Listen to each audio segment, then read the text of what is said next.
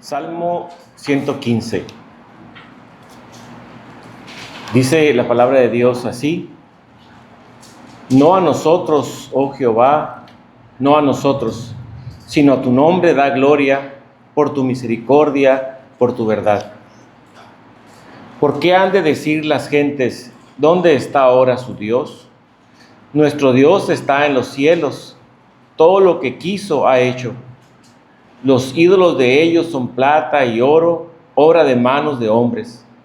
Tienen boca, mas no hablan. Tienen ojos, mas no ven. Orejas tienen, mas no oyen. Tienen narices, mas no huelen. Manos tienen, mas no palpan. Tienen pies, mas no andan. No hablan con su garganta.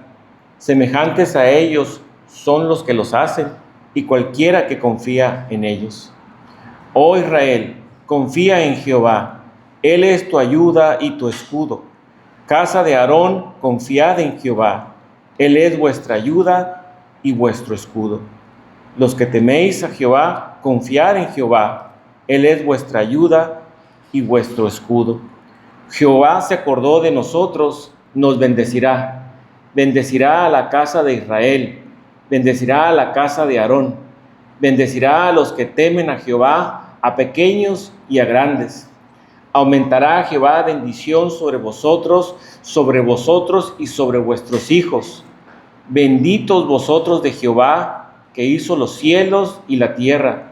Los cielos son los cielos de Jehová, y ha dado la tierra a los hijos de los hombres. No alabarán los muertos, ni cuantos descienden al silencio. Pero nosotros bendeciremos desde ahora y para siempre. Aleluya. Amén. Amén. Bendito Dios, gracias, Señor, damos por este tiempo que tú nos regalas, Señor. Gracias por esta santa convocación, Señor, este tiempo que tú nos das para alabarte, Señor, para darte la honra, darte la gloria, para escucharte, Señor, para ofrendar también, Señor, dándote un poco de lo mucho que tú nos das cada semana, cada día, Señor. Gracias por todas tus bendiciones y porque podemos traer nuestras ofrendas este día aquí a la iglesia. Bendícelas, Señor. Bendice cada fuente de trabajo, cada fuente de ingresos, Señor. Y ayuda, Señor, a administrarlas para que puedan rendir, Señor, y que tu obra siga adelante. También, Padre Santo, bendice la predicación de tu palabra. Ayúdanos, Señor, a prestar atención, a escucharte a ti, Señor, a través de los labios de nuestro pastor. Señor, que podamos ser retados, que podamos ser confrontados por tu palabra, que podamos encontrar en nosotros algo, Señor, que necesitamos confesar, algo en lo que necesitamos crecer, Señor, para que tu palabra rinda fruto en nuestras vidas, Señor. Bendice pues este tiempo en el nombre de Cristo Jesús. Amén. Amén. Hoy vamos a estudiar todo el capítulo 5, en el que Dios anuncia nuevamente juicio, castigo sobre el pueblo de Judá a causa de su obstinación, de su dureza de corazón, a causa de persistir en su pecado, de no querer sujetarse a la autoridad de Dios que les había bendecido, que les había introducido en la tierra donde ellos estaban. Para recordar un poco lo que hemos visto hasta ahora, el mensaje de Dios a través del profeta Jeremías es que Él va a edificar algo nuevo, pero antes es necesario derrumbar lo que ya estaba construido. Que Dios iba a plantar, pero para eso era necesario antes arrancar. Y que ese arrancar, ese derribar, era un castigo, una corrección a causa del pecado generalizado en el que el pueblo del pacto había persistido ya por mucho tiempo. Dios había sido muy paciente con Israel y con Judá, pero su pecado ya había alcanzado un grado muy máximo. El mensaje de hoy lo he titulado ¿Qué harás cuando llegue el fin? ¿Qué harás cuando llegue el fin?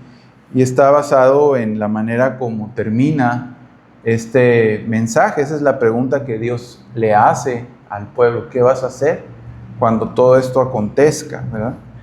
Y vamos a estructurar el pasaje en 3 puntos.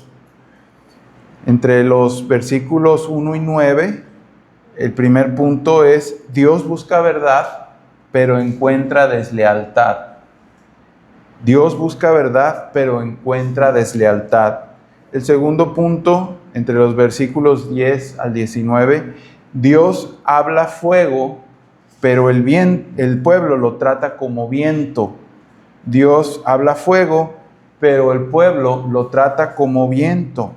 Y finalmente, el tercer punto de los versículos 20 hasta el final, hasta el 31, Dios señala la corrupción, pero el pueblo la consiente. Como ven, son puros contrastes, ¿no? Primer punto, Dios busca verdad y encuentra deslealtad. Dios habla fuego, pero el pueblo lo trata como viento.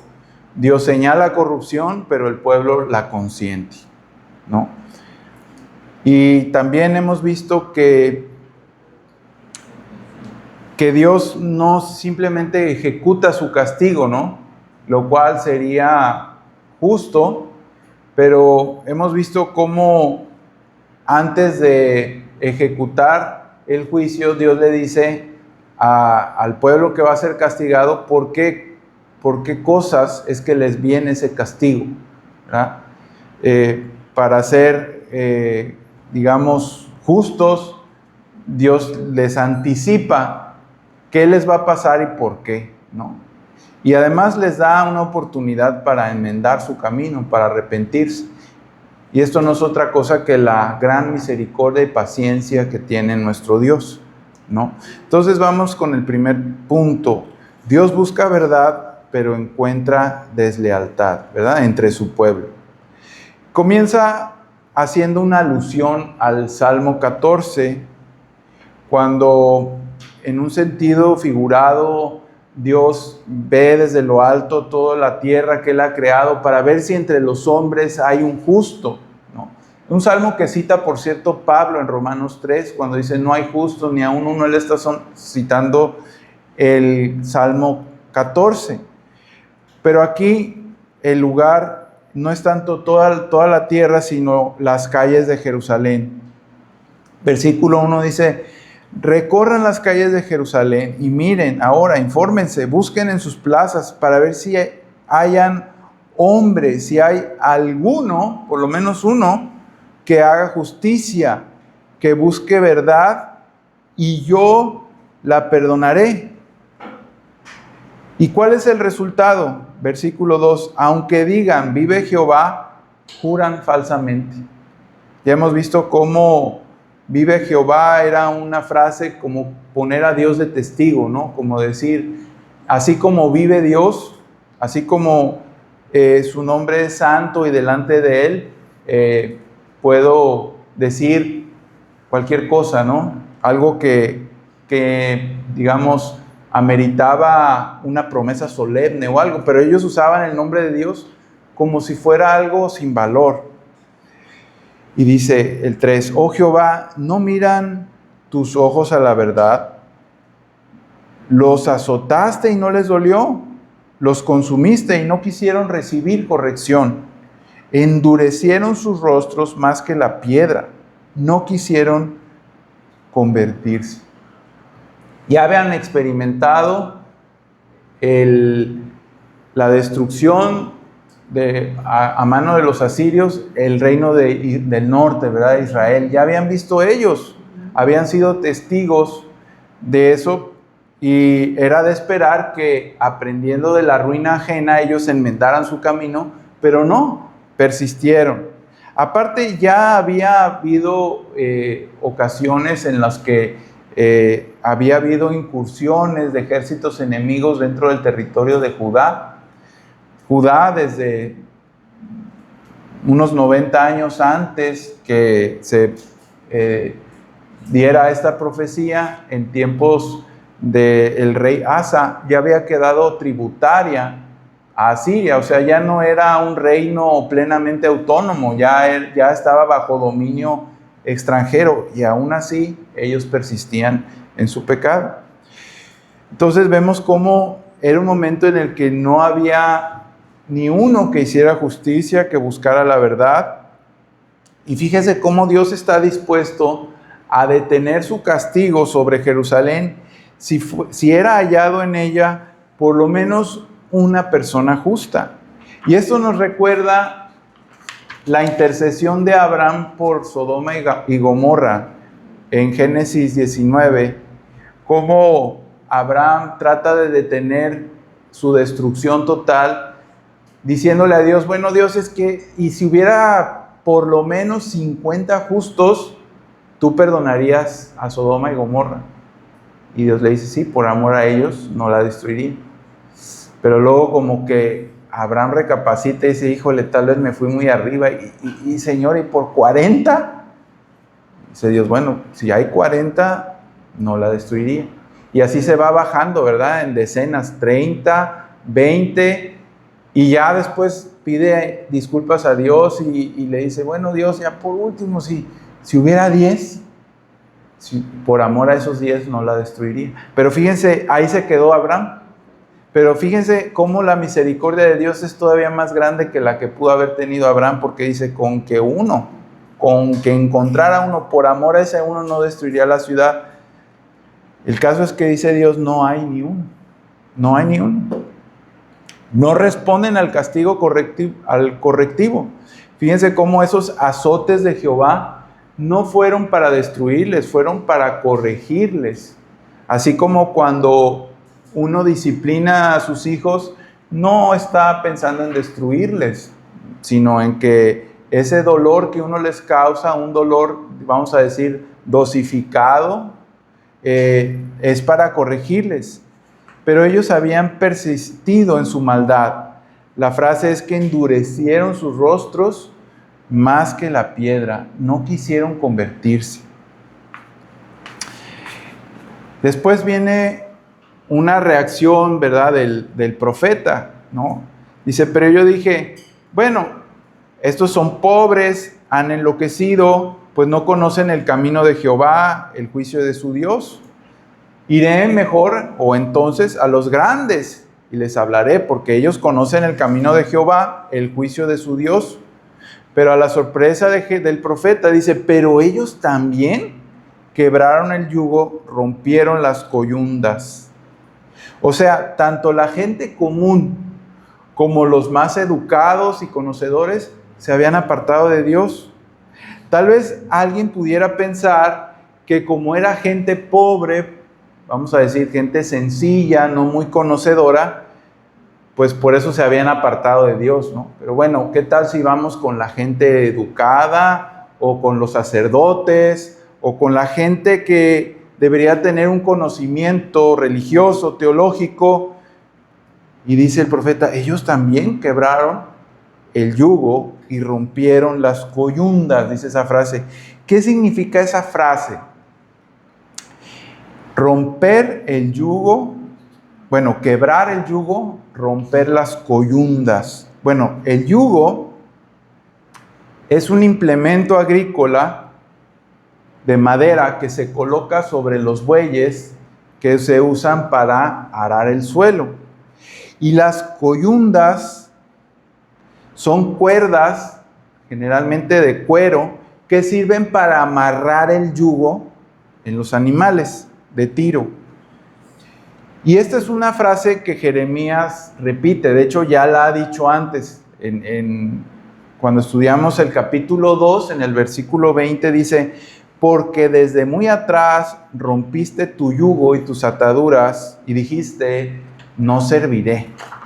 Entonces, la frase quebrar el yugo y romper las coyundas significa que el pueblo de Judá rechazó la autoridad de Dios sobre sí mismo. Pero no solo eso, sino que lo hizo de manera violenta y desafiante. Porque fíjense, no dice, te quitaste de encima el yugo, sino que dice, lo rompiste.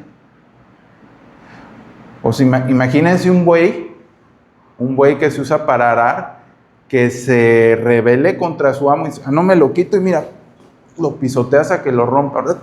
No me voy a dejar que me uses para arar la tierra. ¿Qué está diciendo ese animal? Está diciendo, rompo de manera definitiva, desafío tu autoridad sobre mí y aparte, ya sin yugo, pues ya soy libre de hacer lo que yo quiera. Cuando quieras usar coyundas, ¿qué crees? Ya no hay coyundas, ya las rompí. Entonces ellos estaban con esa actitud rompiendo de manera definitiva con la autoridad de Dios sobre ellos. Están diciendo, soy libre de Dios. Algo similar a lo que dice el Salmo 2, ¿verdad? Muy conocido. Ahora bien, resulta muy interesante que Dios use esta ilustración del yugo y las coyundas, porque la primera vez que aparece en la Biblia está en Levítico 26:13. ¿Y saben cómo lo usa Dios?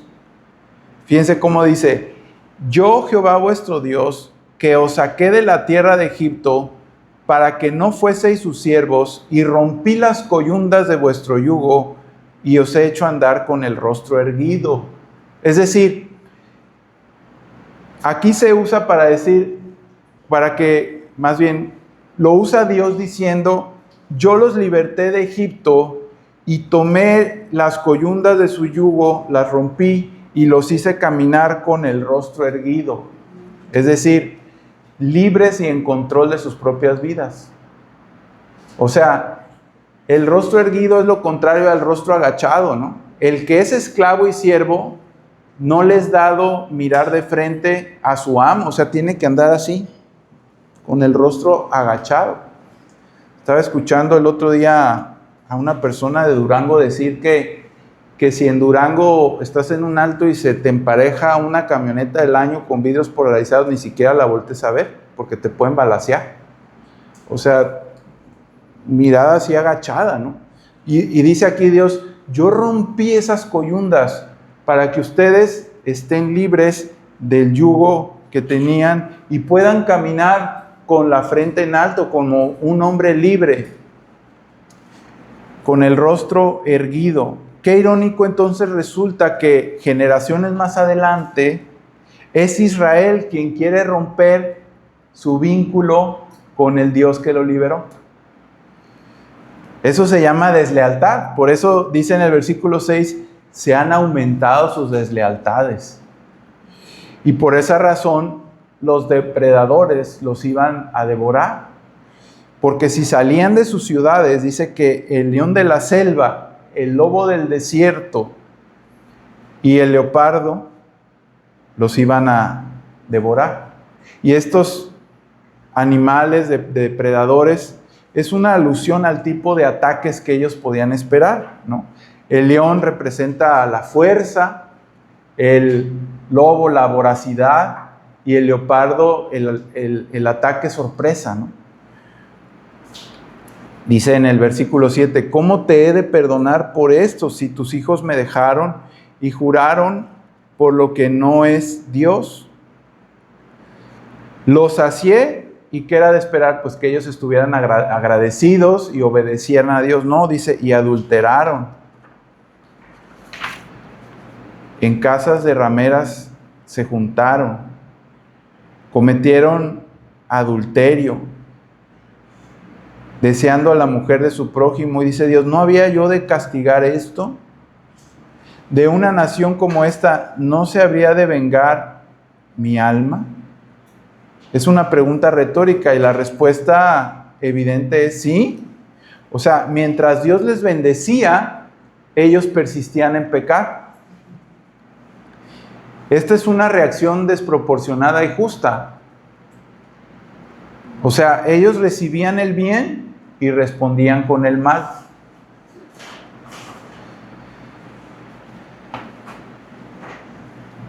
Dios puede tener mucho amor por su pueblo y mucha paciencia, pero hay algo más grande que el amor de Dios por su pueblo, que es el celo por su propia gloria. O sea, Dios no va a permitir que su nombre sea pisoteado por nadie.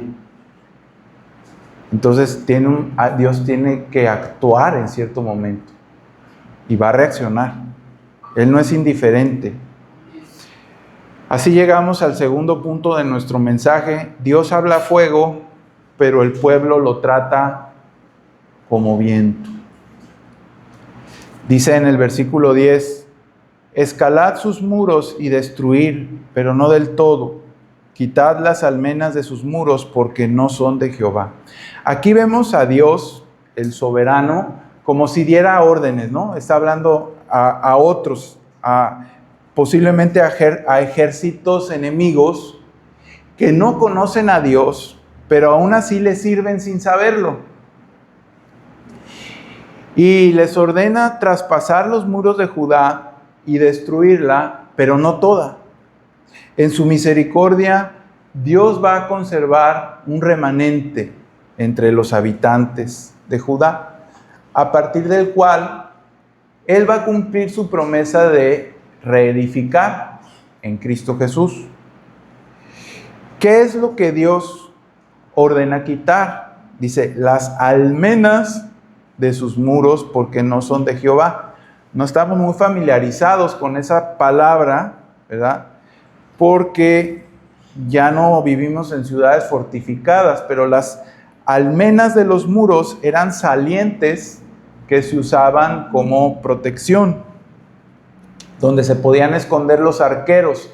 Había como huecos donde los arqueros salían y disparaban y después se protegían en las almenas. Eran entonces, formaciones en los muros para protección. Pero entonces Dios ordena quitar esas almenas, esas defensas que Él no había establecido. ¿Y qué está diciendo con eso? Esto está obviamente en lenguaje figurado.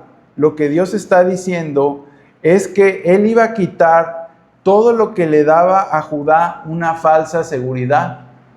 Por ejemplo, sus dioses falsos. Paradójicamente, el pueblo de Dios estaba muy confiado, porque en el versículo 12 dijeron, para empezar, Él no es. Esta frase que se lee rápido, pues es una gran blasfemia, porque ¿cuál es el nombre de Dios? Yo soy. Y ellos que dicen, Él no es. ¡Wow! Pensaron que los profetas que les advertían, entre ellos Jeremías, hablaban palabras al viento, que su mensaje no era importante y era pasajero y que iba a pasar sin consecuencia alguna. No vendrá mal sobre nosotros, ni veremos espada ni hambre, dicen ellos. ¿Cuál es la reacción de Dios? He aquí, yo pongo mis palabras en tu boca por fuego, le dice a Jeremías. La imagen es la de fuego que sale de la boca del profeta. No sé si han visto esos lanzallamas o videos de esas armas que tiran chorros de fuego. Imagínense como fuego saliendo de la boca de Jeremías. ¿Y qué es lo que va a consumir? Leña. ¿Y quién es la leña? Los habitantes de Judá. O sea, esa palabra los iba a consumir. Y luego les anticipa que vendría gente de lejos, gente robusta, un pueblo antiguo con un lenguaje distinto que ellos no iban a entender, a quienes no podrían hacerle frente. Y luego en el 16 encontramos la frase, su aljaba como sepulcro abierto, todos valientes. Otra vez una palabra rara, aljaba, ¿qué es eso? La aljaba es un estuche para guardar flechas. A veces lo llevaban atrás, ¿no? Y agarran los arqueros así su flecha, ¿no? Para disparar. Bueno, la imagen significa que cada una de las flechas de este ejército enemigo iba a causar un muerto. Entonces, cuando abrías la aljaba, era como si abrieras un sepulcro donde cada flechita es un muerto, porque cada flechita iba a dar en el blanco. Y aparte dice, todos valientes. O sea, no había entre ese ejército uno que fuera así medio cobardón y se fuera a esconder en la batalla. Todos le iban a entrar, porque todos eran un ejército de valientes que Dios iba a mandar. Todo esto se cumplió, ¿verdad?, cuando Babilonia arrasó a Judá. Este ejército, dice Dios, que iba a devorar sus campos, sus hijos, su ganado, sus cultivos más preciados, sus higueras, sus vides, todo. Destruiría los muros protectores en los que ellos confiaban tanto. Acuérdense que ellos decían, no hombre, estos muros nadie los puede pasar. Y además tenemos el templo de Dios. Y además nuestros profetas dicen que no nos preocupemos de nada porque va a haber paz. Pero otra vez vemos la misericordia de Dios en el versículo 18, cuando dice, no os destruiré del todo. Y además les anticipa, y cuando dijeren, ¿por qué Jehová, el Dios nuestro, hizo con nosotros todas estas cosas?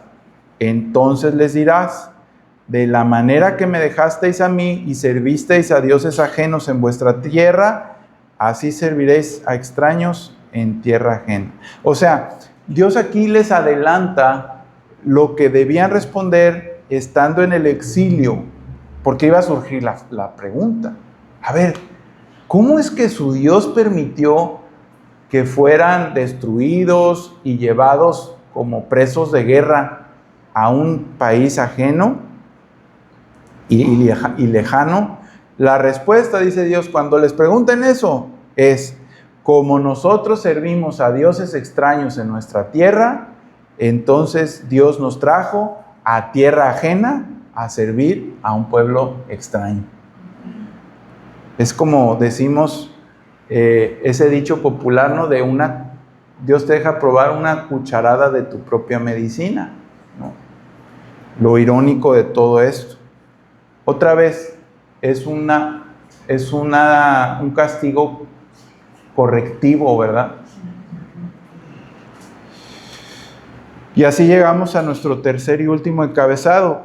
Dios muestra la corrupción, pero el pueblo la consiente. Y aquí en el versículo 21 dice, oíd ahora esto, pueblo necio y sin corazón, que tiene ojos y no ve, tiene oídos y no oye. Una clara alusión al Salmo 115 que leyó nuestro hermano Tony, donde dice, semejantes a ellos son los que los hacen y cualquiera que confía en ellos. O sea, ellos se habían hecho como los ídolos que adoraban. Les venían castigos, les venían advertencias de parte de los profetas y ellos como que no oían, como que no veían. Dios les hace ver la insensatez de no temer a Dios. Aquel que ha ordenado al mar no rebasar sus límites en los que Él puso arena, y aunque el mar brame con la tempestad, no rebasa esos límites. Alguien podría decir, ¿y los tsunamis qué? Sí, pero los tsunamis son temporales y después el mar vuelve otra vez a su límite. Aquel que envía la lluvia temprana y tardía a su tiempo, gracias a lo cual ellos podían levantar sus cosechas. Entonces les hace ver, bueno, el Dios que hizo todas las cosas, que tiene semejante poder, que te está diciendo a ti que te arrepientas, ¿no le vas a temer? Pues qué insensatez. A mí no me temeréis, dice Jehová. Y le dice en el 23, no obstante, este pueblo tiene, fíjense, corazón falso y rebelde. Decía el hermano Tony, todo se puede fingir. Ellos eran así, o sea, fingían amar a Dios, pero tenían otros dioses. Y aparte se rebelaban contra la voluntad del Señor. se apartaron y se fueron y dijeron en su corazón, temamos ahora, y no dijeron en su corazón, temamos ahora a Jehová, Dios nuestro. En el versículo 25 al 29, describe el Señor cómo había un sector dentro de la sociedad en cuyo mencione a Dios, y otra cosa es que realmente sea un creyente genuino. Vivía en falsedad y deslealtad. Nosotros también podemos tener un lenguaje religioso, podemos hacer cosas que externamente den la apariencia de que conocemos al Señor, pero Él sabe, Dios sabe, y nosotros examinando nuestro corazón también podemos saber si amamos a Dios y queremos realmente obedecerle en áreas concretas de nuestra vida. Por eso debo yo analizar, en este aspecto, en el aspecto de esposo, en el aspecto de padre, en el aspecto de patrón, en el aspecto de lo que ustedes quieran, ¿realmente estoy sirviendo a Dios o no? O hay cosas que yo me reservo para mí mismo y que digo, no, Señor, en esto sí quiero romper las coyundas y quebrar el yugo. Entonces debemos vivir un corazón leal con el Señor y estar examinando nuestra propia vida. Segunda aplicación, escuchemos la reprensión del Señor. Dios envió fuego a través del profeta y el pueblo dijo, ay, es un viento suave. Son palabras nada más. No, cada vez que Dios nos habla, debemos tomarla muy en serio, porque cada advertencia del Señor es real. Cada promesa del Señor es real también. Y es digna de ser tenida muy en cuenta. A veces nos podemos familiarizar con la palabra de Dios y decir, es otro sermón más. O esa amenaza la veo muy lejana. Al cabo yo tengo todavía muchos días para arrepentirme. Recientemente vimos un terremoto terrible, ¿verdad? Yo creo que muchas personas que murieron ahí decían, ya arreglaré después mi vida. No sabemos si tenemos un mañana. Entonces, en cuanto se dice hoy es el día de salvación, ¿verdad? Hoy es el día de arrepentirnos, de estar a cuentas con Dios, porque la palabra de Dios dice que el que cree en Cristo no será condenado. Ciertamente no hay condenación para los que están en Cristo Jesús, pero sí daremos cuentas y seremos juzgados por lo que hemos hecho en Cristo, ¿verdad? Y podemos perdernos de muchas bendiciones eternas a causa de nuestra desobediencia. Y cada uno de nosotros debemos anhelar que nuestras coronas sean lo más gloriosas posibles al llegar a su presencia. Fíjense cómo cuando Dios denuncia la injusticia en su pueblo, habla de que unos se habían engordado, que ya estaban lustrosos, o sea, brillositos, pero ¿a causa de qué? De abusar de los demás. Es algo que vemos en nuestra sociedad, parece como un reflejo, como si hubiéramos abierto aquí, en lugar de Jeremías 5, el periódico de hoy, que el crimen organizado ya se alió con el poder político y entonces ya pactaron para que haya impunidad y los poderosos y ricos no pueden ser tocados. Y su casa parece jaula de pájaros llenos de engaño.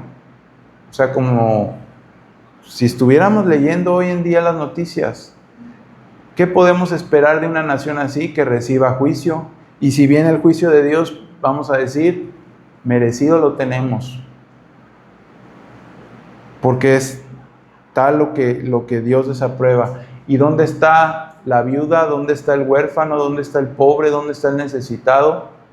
Pues vive en opresión. Vive en opresión. La palabra de Dios hoy nos advierte con misericordia, pero mañana podemos enfrentar el fuego. Nuestro Dios es fuego consumidor. Dice su palabra que Él no puede ser burlado. Entonces debemos tomar muy en cuenta su palabra. El pueblo de Judá lo tomó como cosa liviana, como poca cosa. Decían, no, Él no es. Cuando aquello se cumplió, tuvieron que tristemente darse cuenta de su error. Y tercer y última aplicación, Dios señaló la corrupción y ellos consintieron en ella, ¿verdad? Nosotros debemos que hacer lo opuesto, rechazarla. No podemos amar la verdad de Dios y al mismo tiempo consentir con la mentira. No debemos participar ni consentir en una vida construida sobre la mentira, la injusticia o simplemente un cascarón religioso cuyo fondo está podrido. Jeremías denuncia a los que habían prosperado a través del engaño, de las trampas, a los que habían dejado al débil desamparado y a un pueblo que prefería escuchar mensajes falsos como que todo va a estar bien. Y creo que el pueblo de Dios debe rechazar tanto la corrupción del mundo como también la religión que es cómplice de la mentira, ¿verdad? Nosotros como creyentes estamos llamados a anunciar a un Dios que no se complace de la mentira, ni de la falsedad, ni de la injusticia. No como luchadores sociales, sino como pregoneros del Evangelio de Jesucristo, ¿verdad? Entonces debemos decir que hay un castigo eterno, que hay un Dios que está airado contra ese pecado, que merece el juicio de Dios y que Cristo viene para juzgar la tierra. Y ha establecido un día en el que juzgará a los hombres por medio de Jesucristo. Y que si no nos arrepentimos de nuestras malas obras y aceptamos el sacrificio perfecto de Jesucristo, entonces nos espera el fuego eterno. Y a eso estamos llamados nosotros a anunciar. No debemos como hacernos de la vista gorda y decir, no pasa nada, es el mundo en que nos tocó vivir. No, podemos llegarnos a acostumbrar a la maldad y tristemente hoy vivimos en un tiempo donde ya se nos hizo costumbre o fácil saber de masacres, de cosas horribles, que ya decimos, bueno, otro más, ¿verdad? Eso no debe ser así. Cuando veamos eso, debemos declamar, Señor, Cristo, ven. Señor, ayúdanos a que la gente sea consciente de lo grave que es esto ante tus ojos. Dame valor para denunciarlo como profeta Jeremías, aunque no sea popular, aunque la gente se me venga encima. Que Dios nos ayude a mirar a Él y a reflexionar, ¿qué haré yo cuando llegue el fin? Vamos a orar. Padre, te damos gracias por tu reprensión, gracias por tu palabra. Líbranos de tener un oído ligero ante tu palabra. Hay áreas de nuestra vida donde tal vez nos hemos quitado por un tiempo tu yugo, o lo que es peor, hemos pretendido o tal vez hasta lo hemos roto. Líbranos, Señor, de tal temeridad. Danos temor de tu gran nombre, tú que pusiste límites al mar, tú que creaste todas las cosas, que sostienes los astros, que envías la lluvia, que creaste todo lo que existe, que sostienes nuestra propia vida, que cada una de tus promesas gloriosas es verdad y que cada una de tus advertencias de juicio también lo es. Líbranos de tomar tu palabra como poca cosa y a tus pregoneros como que no tienen valor. Cuando tu palabra es predicada, nosotros hacemos bien en tomarla en cuenta. Ayúdanos a ser personas valientes que proclamen el Evangelio, aunque recibamos todo tipo de burlas o rechazo, porque es lo único que puede cambiar a este mundo y salvar a tus escogidos. No esperamos que tú hagas cambiar para bien todo, pero ciertamente habrá muchos que sean rescatados de la condenación eterna, y ciertamente vendrá un día en la que el malo ya no estará ahí y veremos su lugar, pero ya no estará ahí. Y será una tierra nueva, llena de justicia, donde Cristo lo llenará todo y donde veremos consumada nuestra salvación. Que pongamos nosotros la mirada ahí y que nos des victoria sobre los pecados que nos asedian. Te lo pedimos en Cristo nuestro Salvador. Amén. Amén. Que Dios les bendiga, hermanos.